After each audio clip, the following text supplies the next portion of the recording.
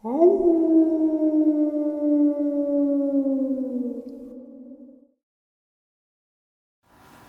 greetings and salutations, everyone. I hope everyone is doing well today. Tonight is our Saturday night live stream. It's going to be an extra special live stream. It's my birthday live stream, and I am super excited to spend my birthday with you guys. Today, I have a very horrifying set of encounters shared to us by a friend of mine and a friend of the channel. He's also shared some video evidence. But before we get into all that, a couple links. As you know, I rely on Patreon, PayPal, and the merch to help the channel to continue to grow and go. Links to Patreon and PayPal are in the description below. The merch is displayed directly under the video. Also, Dogman Frightening Encounters, Volume 1 through 3, the audiobook versions. They were written and researched by Tom Lyons, narrated and produced by me, Jeff Nadolny. Those audiobooks are available on Audible, Amazon, and iTunes, links to which are also in the description as well. And finally, last but definitely not least, if you'd really like to help support this channel to continue to grow and go, simply subscribe. It does not cost you a cent. Click that like button. It takes half a second. If you don't want to miss out on any of the informative uploads I put out daily, click that bell icon, and folks, please leave a comment. Why? Well, because all these things, they really do help this channel to continue to grow and go, and they definitely do matter. Now, everyone, I have taken far too much of your time. Let's jump into today's upload, shall we? All right, everybody, today I have a subscriber named Bo with us. Not to be confused with Bo from Tennessee, but this subscriber had an encounter in Hutchins Mountains. That's what it is, right? Hutchins Mountains, Bo? Hutch Mountain. Hutch Mountain. He reached out, sent a couple of encounters to me, and then shared some stuff that I shared with you guys about his granddad. Bo, how are you today? I'm doing good. Thank you for having me. No, thank you for coming on. I appreciate it. Like I said before, the floor is yours, my friend. Share away. Okay, so I'll start off. My family's an outdoors family. Like, I've literally been camping, like in Hutch Mountain and other places in Arizona, like my entire life. So I'm an outdoors kind of guy. When I was around, I believe it's around like 8 or 10 years old, we were going to Hutch Mountain, and anyone who's familiar with Hutch Mountain area, it's real dense forest, and it's like pine tree forest. And we're traveling one of these dirt roads, and we're the kind of campers that we go deep into the forest where there's nobody. I've never been camping with people. You know, we go so deep that there's nobody. So we're taking one of these roads, and we're going miles into an area where we're trying to find the camp. And what we do is, my dad has this giant truck. And this truck, he has all of these kinds of spotlights, because my dad's like kind of like an outdoors, romping truck kind of person. And he has a special light on the truck that you can grab and turn, and you can control it. And it's a specialized light that is 200,000, or not 200,000, 20. It's either 200,000 or 20,000 lumens. So it's super bright. And we would always drive in, and at night, we would be looking at the animals. And this road that we would take, this night that this happened, there was so much wildlife. Like, there was just elk everywhere. We almost ran into an elk, so we had to go down this road. It was just real dark, and we're going down this road, and we're having to go probably about 5 or 10 miles an hour, because we don't want to, like, kill any of the animals that are jumping in front of the truck. And it happened, like, 3 times. And we saw, like, skunks, raccoons, and all this other stuff. As we're going probably maybe 4 or 5 miles off into this area, it's just nobody. We're looking for animals, and I'm holding the spotlight, and I'm twisting it, and then to my left, I see a pair of glowing red eyes. And I immediately think to myself, it's a deer, it's reflecting, and I want to see what it is. And then something I don't know how to explain it, but I got like goosebumps, and it just felt like something wasn't right, and everything was super quiet. Like there was no animals, there was no birds, there was no insects. It was just dead quiet, and it was just weird. And then that's when I saw those red eyes, and I immediately turned the special like light that I had, the 200,000 lumens, and I hit this thing, and it's on this. So I'm like basically like hanging out the window, moving the little light thing that's on the roof, and I hit this creature. And I'm looking at it, and I'm just in shock because I don't know what I'm looking at. I see this, it looks like a wolf standing up, and it's huge. This truck is lifted, and this thing is like, it's over eye level at me, and it's only maybe 10 feet away or something. It's really close. And I can see it. Its fur is just black, and then in the middle, it's dark, but it's lightly darker. And this creature, it's like trapezoid shoulder muscles, and its rheumatoid muscles, and its levator scapular muscles are just absolutely huge. So it basically looks like a bodybuilder is the best way I could describe it. It's like a furry bodybuilder, and its face, it looks like the Nothing from the Nether Ending Story. If you guys have ever seen that movie, that's what its face looked like. And like, I'm telling you guys right now, and like goosebumps are just running down my leg. I mean, every time I think about this creature and I see it, I just get terrified. So I sat there for a few seconds looking at it, and I just was like in utter shock of what I'm looking at. And then I start screaming for my dad to look at it, and my dad tells me, calm down. I'm trying to drive because he was worried about hitting animals that are darting, and it's, pitch black, and he had shut the lights down so we could use the special lamp so we could see animals better and not scare them. So he had very little light. And then so he hits the brakes because I'm screaming for him to look at this thing. And by the time you turn around, the creature takes like a couple steps back, and the brush just kind of engulfs it, and it's gone. And all my dad sees is brush going back and forth.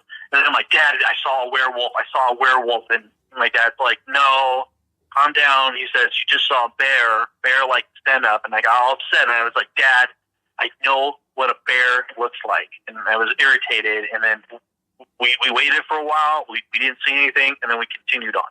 Okay? We finally get to a camping spot, which is only a mile or two from where I saw the creature. And it's this kind of open field, and then it has this deep brush. We go there, and one of the things that we noticed is really strange is when we were there, the animal life started behaving unusual. So there were like all this howling going on, but it was coyotes, and I recognized coyote howling, and I know that's what it was. And to me, it seemed like they were either scared or they had killed something, but they were just howling like crazy. And when we started setting up camp, the coyotes were coming in to our camp, and they almost in an aggressive manner, like their tails were down low, and they're trying to grab my little brother. And like, I mean, if people know, coyotes can be dangerous, but they usually like don't come into your camp. And they would stay, when we got the fire going, the coyotes would stay out around the edge, and then they would come up. So if we had to go to the bathroom, we had to go with adults because these coyotes were so aggressive. And I'm sitting there, and I'm all freaked out. I'm like, these coyotes are acting weird, and then I'm thinking about the future, and I'm just like, I don't know. And then I get this feeling like something's watching me, and I'm like, I just don't feel right. And I turn around, and that thing is standing behind me, and it's at the very edge of where the forest light can hit. It's sitting there, and it's just watching me. And I was just like, oh my God. And then I took off to get my dad, and I went to tell him to look at it, and it's gone. And I was like, I just felt like it was watching me, and I was like just blown away by this thing. And it was just absolutely massive. This thing was just huge. And I was like, whoa. And so the next morning, me and my brother, we take our little toy guns, and we made little sticks with like spears, basically, and we wanted to go over where I saw the creature.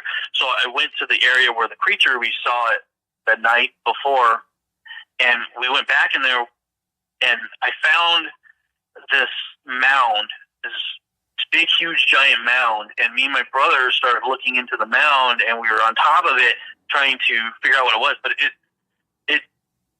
it smelled bad, but it wasn't like overwhelmingly bad, but it was just like a bad, stinky odor to this mound. And we went and showed my dad, and he was like, don't go in there. I think it's a bear mound, like, don't go in there. Like we need to stay away from that area. And so we, the camping trip continued. 3 days into the camping trip, things turned normal. Like, I didn't see the creature again. The animals started behaving normal, and things were just normal. The only other weird thing that happened on that same trip is we were walking down the trail, and I don't know what this is relative or not, but we found these rocks that were like kind of circular, that were stacked on top of one another. And me and my brother were walking, and we were catching horny toads on the trail, and something was throwing rocks at us. And I to this day, we could never figure out what it was, but they were literally throwing rocks at us, something there. And we thought it was my dad playing jokes on us until we walked back, and we were still having rocks thrown at us, but then we could see my dad and my mom at the camp. And so I don't know if that creature was throwing stuff at me or something else, but we never were able to see it during the day, and it was blew my mind. So that happened. I didn't really know what it was or understand what I saw. So, like, years later, I started talking to my friend Aaron, who is Navajo, and I told the story to him, and we were watching a show called Sightings, I think, or something like that, and they were talking about werewolves and stuff. He told the story to his grandma, who speaks only Navajo, and she translated to him, to me, that this thing is a skinwalker. And then when I tried to ask more information about it, she got upset with us and told my friend that we don't discuss this with outsiders. And that was it. And then we asked his dad about it. His dad said it was some stories that tribes used to believe in that we don't believe in anymore. And then my dad's lying. We still believe in them. I don't know why he won't tell you about them. And I was just like, I don't know. And then for those of you who heard Hutch Mountain story, or if you heard my other story, we had a rather strange experience on the reservation with some person that moved in this weird side-to-side motion and was following us, and he chased us in the desert. Excuse me. And when we got back to the tribe, people were screaming for help because we thought he was this weird man trying to kidnap us. We turned around, and where the man was turned out to just be a coyote. Was just there. And the Native American man, and we were not like, we were at like a special event that was for tribe members, and it wasn't for like the public. And I was the only Caucasian person there. And my background is I'm white, and I do have Native American. And so I was there to learn about my heritage with him and spending the night there, and his dad was doing something with the tribe leaders. And so that was another weird experience, and I was like, I really don't know what it was. And then I kind of got into like Bo, learning about supernatural things. Bo, really quick, if you don't mind, I know it's not that long. Can you share with us exactly? Because I know how it went down. I don't know if anybody. Oh, sure. Okay, so we go to this tribe event, and like it's a 2-mile walk to this ice cream shop, or you can cross across the desert. And if you guys are familiar with Arizona desert, this particular desert area was just real low, and there's like small plants. It's not huge cactus. It's like pretty open, so you can see it. Like almost like a giant dirt field.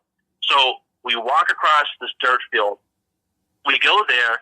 We get the ice cream. But before that, we were told not to leave the area that we were at. But we did anyways because we were bored. And so we got ice cream. We're walking back, and me and my friend, we both stop at the same time. And we're like, something doesn't seem right.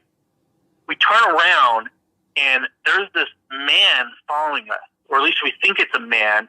But we can't make out his face. It's like he has like a hoodie on. But the thing is, this is like desert. It's summertime. It's hot. Like, it doesn't make any sense why anyone would be wearing a hoodie. And we got this feeling like something wasn't right, and my buddy Aaron said, we gotta go. And we're halfway to where we need to go before we noticed him. And as we started walking, the man or whatever that thing was, it started following us. And the weird thing about it is when we started moving and started walking faster, it didn't walk like a person. It like gyrated side to side. I really don't know the best way to describe it. It's like it moved side to side, like it didn't like walk like a person does. It was like it was almost like out of phase or something. And it freaked us out so bad that we started screaming and we started running for help. And we ran. No matter how fast we ran, it stayed about the same distance away from us and was following us. And we were screaming for help. And some of the members of the tribe, like 4 of the men, came running, like just because we're screaming for help. And the tribe men came and then they grabbed us. They're like, "What's wrong? What's wrong?" We're like, "That man's following us." And then when we turned around, all we see is this coyote. And 3 of the Navajo men ran directly to where the coyote was, looking to see if the man, was ducking under a bush or something. He was completely gone.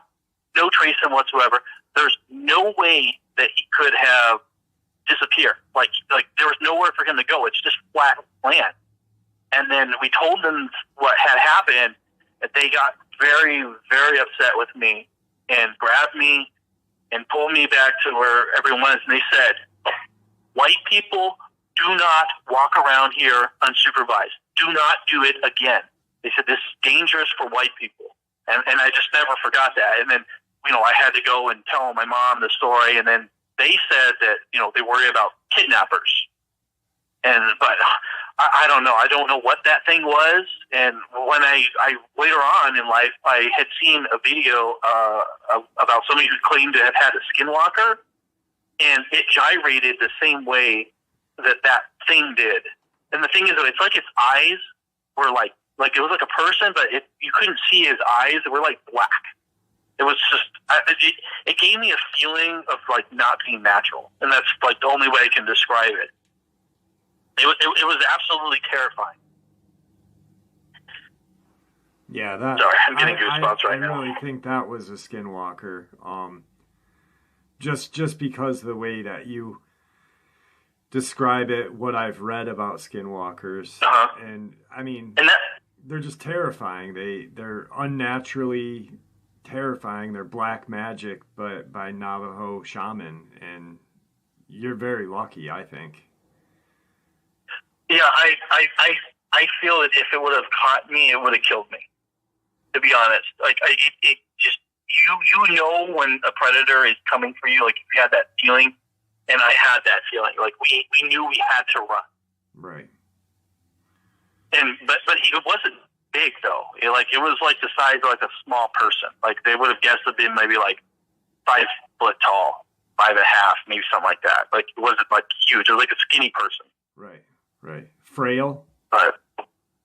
Yeah. Real skinny, sickly. Yeah. It's how best way I can try, like a cancer patient almost. Yeah. Just from what I've read and what I've, talked to people about that, 100% I believe that the first encounter was definitely a Dogman.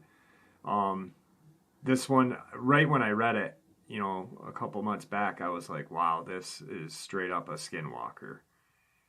Yeah, I would agree. From what, like I said, it's a totally different experience. Like those things were not the same thing. Like that thing was just pure evil. The Dogman, it gave me the sense of like an animal, predatory animal watching you. Right. The second one that I saw, it gave the same evil presence that creature gave off. That one was different. Okay. The one at my grandfather's house, that one it looked different, and it was sized differently too.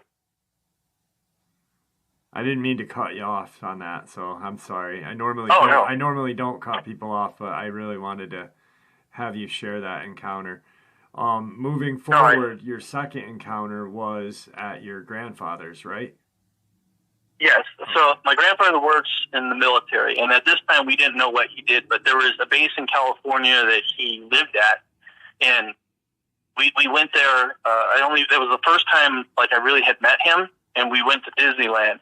And when we got back, I was going from the living room to the kitchen, and the way his house is set up is there's these giant glass mirrors, or not mirrors, but glass windows.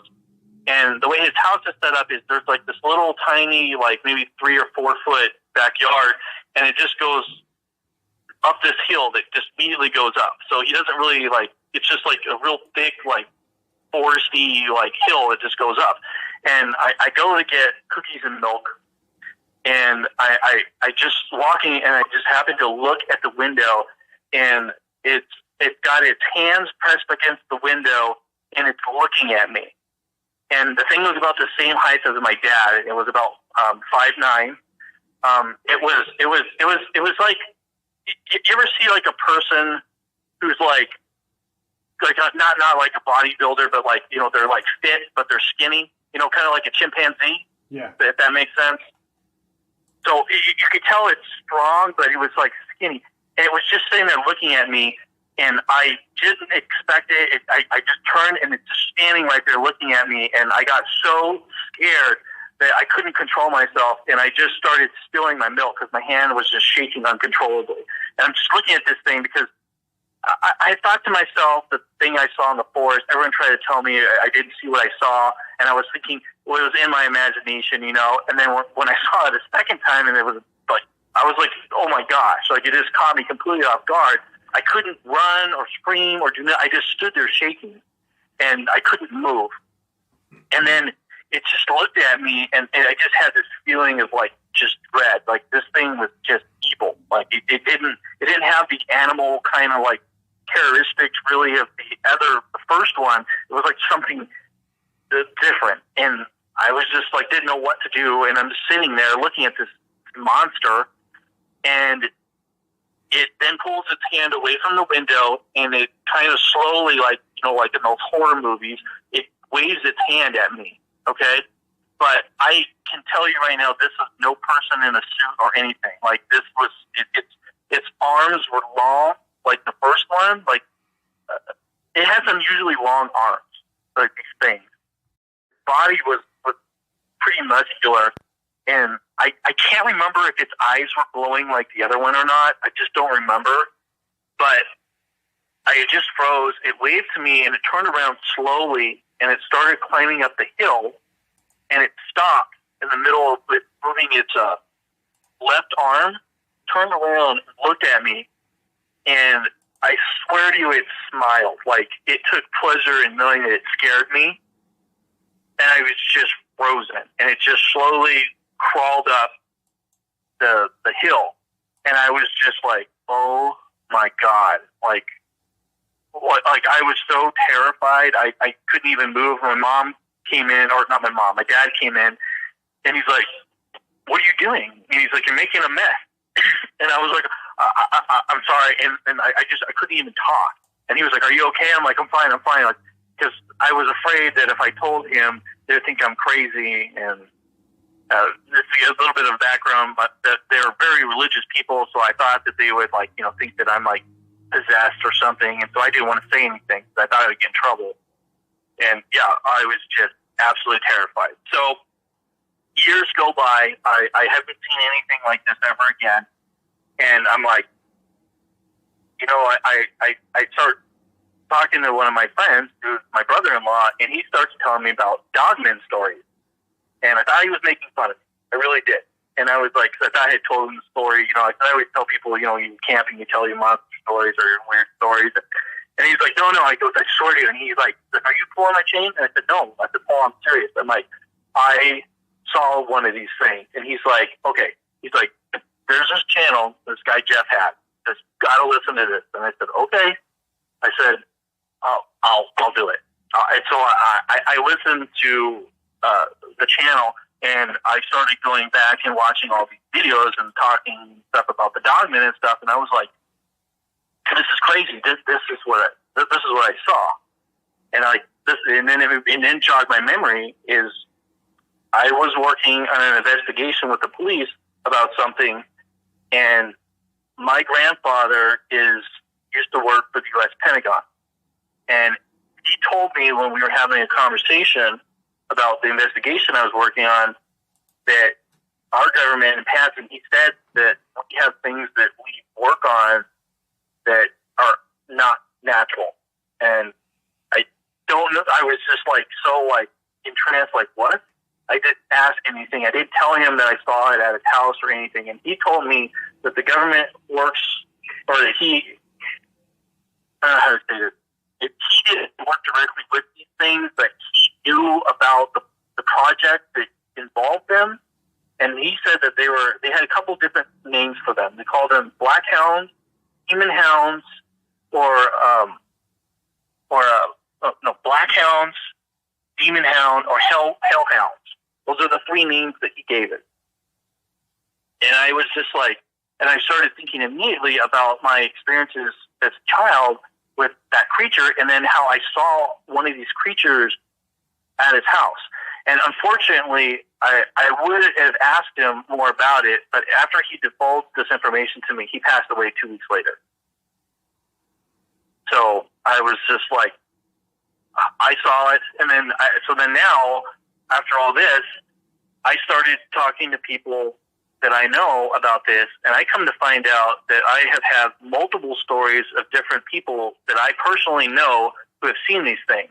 And 2 weeks ago, my brother came down. He had seen one when he was a kid, too.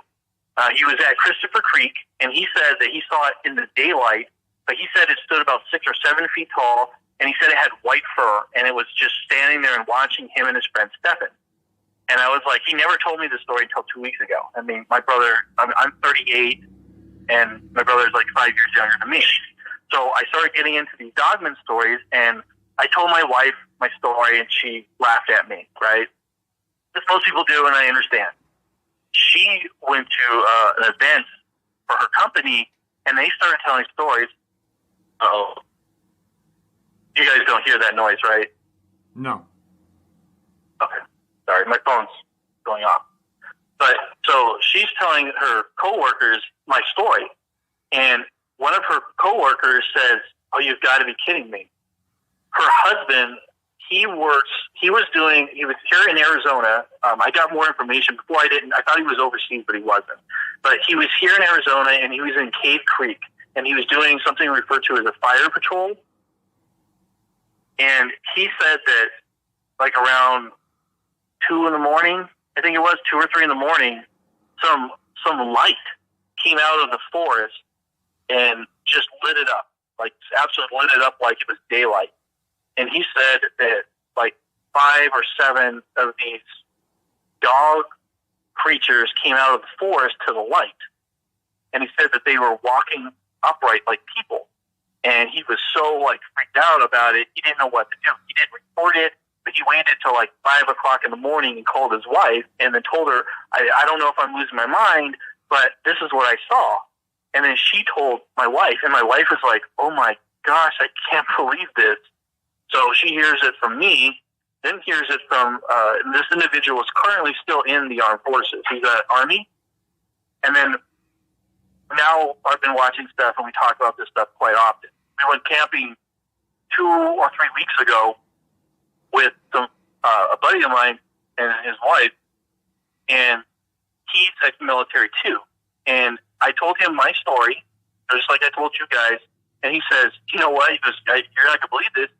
He goes, "When we were camping at Roosevelt Lake, he was, him and all his Army buddies were hanging out and drinking and doing stuff."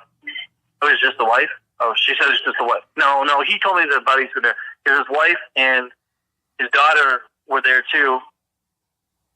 And he was fishing, and night cat fishing, and he said that he turned and he saw what he thought was a mountain lion that crouched down drinking water, and he had his 2 dogs with him, which black labs, I think is what the dogs are. But anyways, so he tells me that the dogs get excited, they start barking, and they start running at what they think is a mountain lion, this is also a full moon, so he can see real well. He says it stands up on two legs, and it looks at him, and then looks at the dogs, and he's running at his dogs to stop his dogs from attacking this creature because he doesn't know what it is.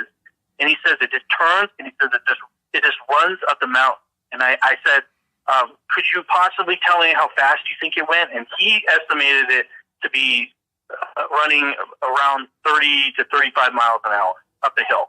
He said it was just like that, gone. And his wife and his daughter were very close to him, and by the time they turned around to look, they didn't even see it. It was so fast and gone. And I was just like, wow. I mean, this is like, I'm coming to find out that sightings of dogmen in the Arizona region is not very uncommon, but they seem to be located around water. Yeah. So I don't know if this is like common or... It's pretty common. I'm finding out that the more interviews and more encounters that I read, they use the waterways like we use roadways. It's very easy for them to travel along a stream or river bed without being seen. Rather than running through the woods, they have like it's almost like a natural roadway for them. Yeah, and the other thing that he said he didn't see any tracks, which I thought was weird because he said it was big. And so, but then I started thinking, I'm like, I wonder if their feet padding is like, you know how bears can, you know, there's some animals where they're padding like tigers. I'm not, I mean, they bears, but tigers, their feet are designed to pattern the ground, and it limits the amount of exposure that the paw gets to the ground. And I was wondering if maybe they have that as well. Possibly. I don't think we'll ever know until we have one on a slab to do an investigative, dissection or whatever. But then it won't be cryptozoology anymore. Then it'll be biology. So yeah, and then another thing, I started thinking about some of the stories that you guys' channel was talking about. I can't remember his name at the moment. The soldier who hunts them. William. William? Yeah. Yeah, okay. William talked about how strong the skin is. And so I was kind of thinking to myself, I wonder if they're, like, you guys familiar with, like, the honey badger and, like, how strong its skin is? Yeah. And I wonder if this could be, like, a prehistoric or intermittent species, like a prehistoric species that survived over. We have sharks, we have crocodiles and stuff. Because that would explain like the smell, because a lot of those animals in that group, they have scent glands. Have a musk odor to them. Yeah. Yeah, I actually just did a little bit of research, and I was thinking, everyone describes the Dogman and their hands very similar to raccoon, which also has a musk gland. And if you look up prehistoric raccoon, you will get a shock of your life, because it's very similar to what people describe a Dogman to look like. So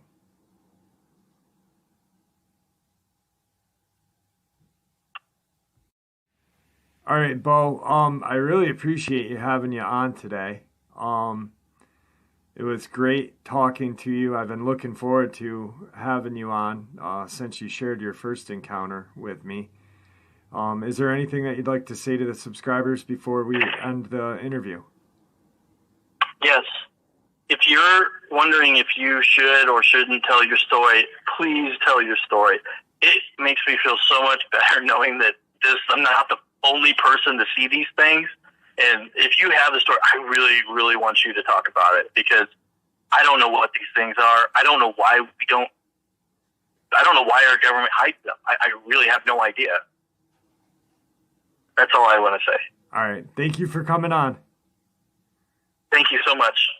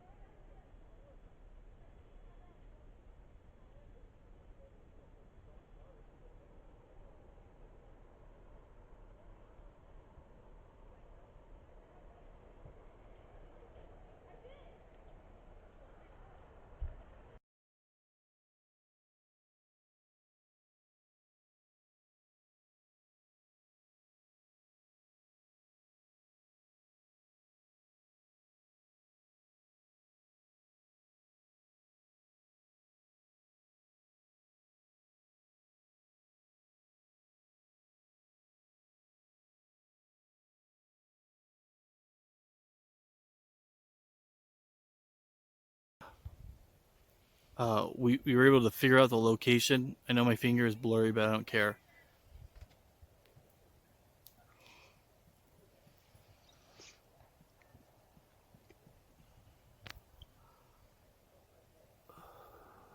Excuse the finger.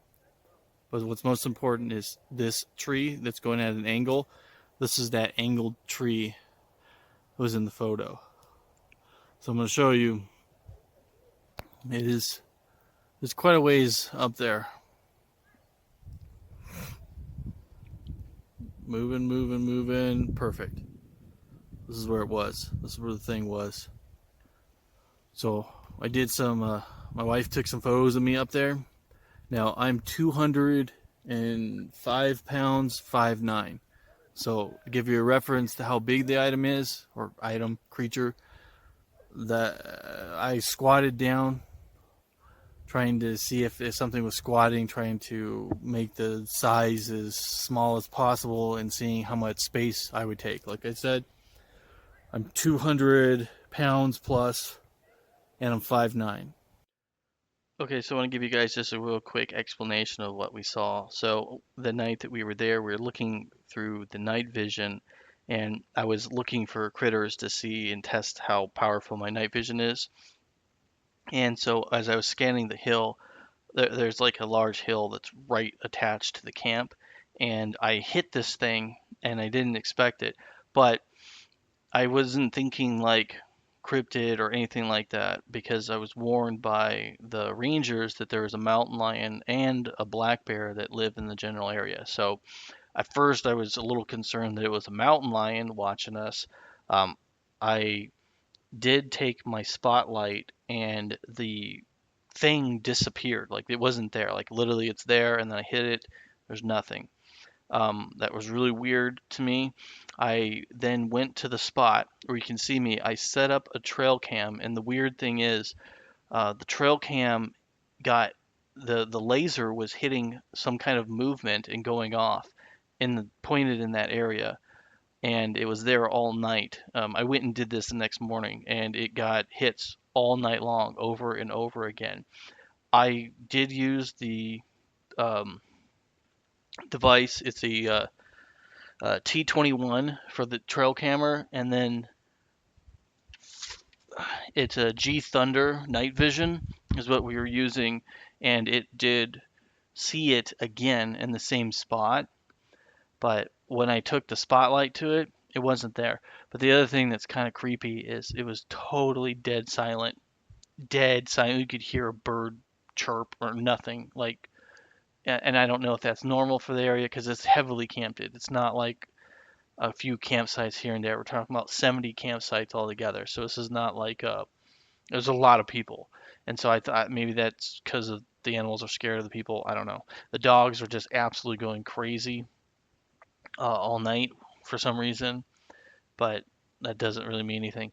And then the other thing that's really weird is my wife made a joke to one of the rangers about how I was there with all this equipment to go hunting Dogman. And then after she told the ranger that, the feds showed up, and they were showed up in, I think it was 5 vehicles showed up within an hour or two of that joke, and they were watching us at the camp for a while, and they were driving around everywhere like they were looking for something. I don't know what they were doing, but the weird part is the other ranger that came back that was talking to my wife and her were talking. She said that she had no idea why the Rangers were there, and it was really unusual that they don't ever come down there. And she didn't know what was going on. It was kind of this weird awkwardness going on, but she didn't have like a ooh spooky awkward. It was just like somebody's in trouble or something. So it was kind of weird. And so I've been trying to get this information sent to Jeff, but every piece of equipment I have is malfunctioning and not functioning correctly. And so I had to do it this way. I had to actually spend 2 or 3 hours putting things on YouTube, uploading into my device. My OBS Studio wasn't working correctly, which is weird. My Microsoft Windows was failing. Like my phone won't transmit the images there. I was having problems with the trail cams getting them up in there. I mean, every piece of electronic equipment I have is like malfunctioning. All right, folks, I hope you all enjoyed today's interview with Bo. Bo is really a really close friend. I remember when he sent me his encounter and I narrated it, and he and I started talking, and things just blossomed from there, and that's how a lot of friendships with this channel had started, either narrating or an interview, and then we just talk and become friends and family.